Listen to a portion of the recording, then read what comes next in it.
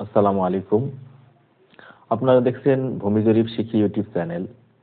আমার এই চ্যানেলটিতে অনেকেই বিভিন্ন ভিডিও দেখে আঁকাবাঁকা প্লটগুলো কিভাবে কালি করবেন সেই বিষয়ে জানতে চেয়েছেন। তো আসলে আঁকাবাঁকা প্লটগুলো কালি করার কয়েকটি পদ্ধতি রয়েছে।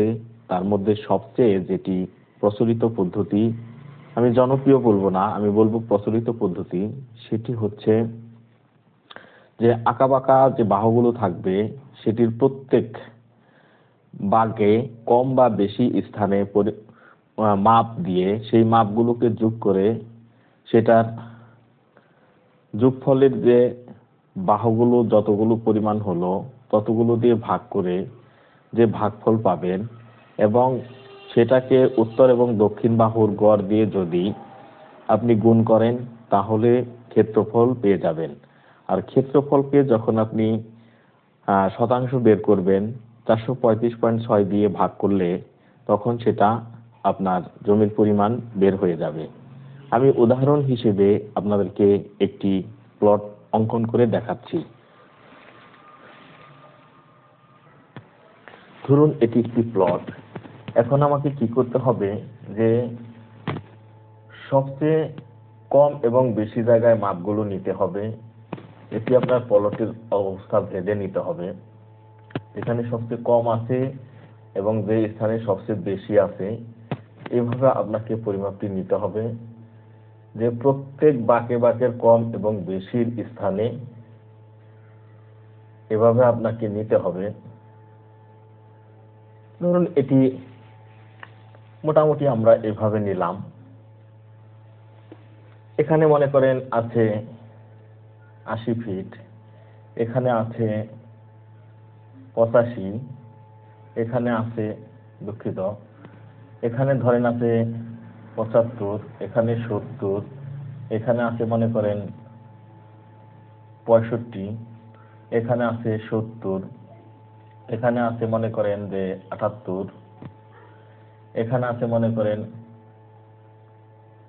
80, এখানে আছে 80, এখানে আছে 85, এখানে আছে 90। ধরুন এই ফুটগুলো আপনি প্রত্যেক বাঁকে কম বা বেশির স্থানে পরিমাপ করে পেয়েছেন। এখন সবগুলোকে যোগ করতে হবে। যোগ করে সেটাকে গড় বের করতে হবে।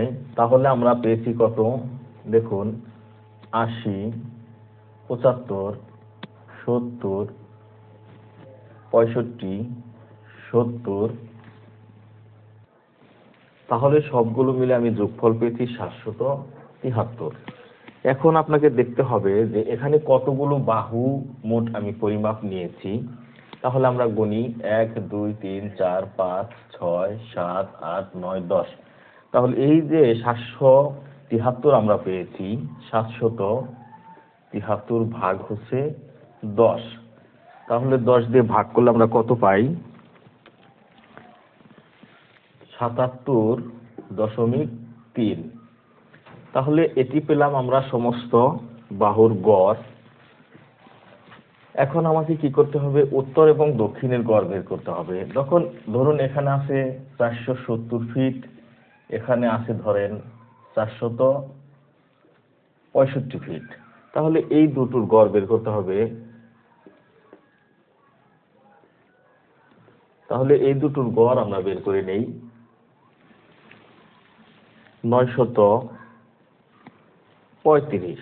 তাহলে এটাকে আমি 2 দিয়ে ভাগ করলে কত পাই?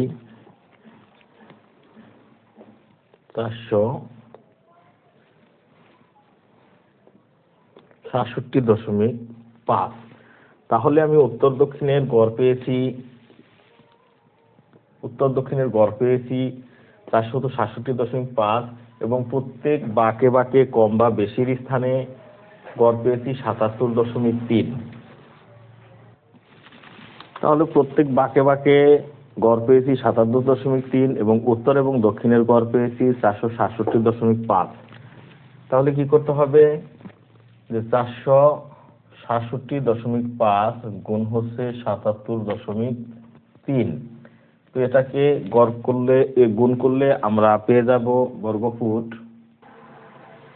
পেলাম 36,137.75।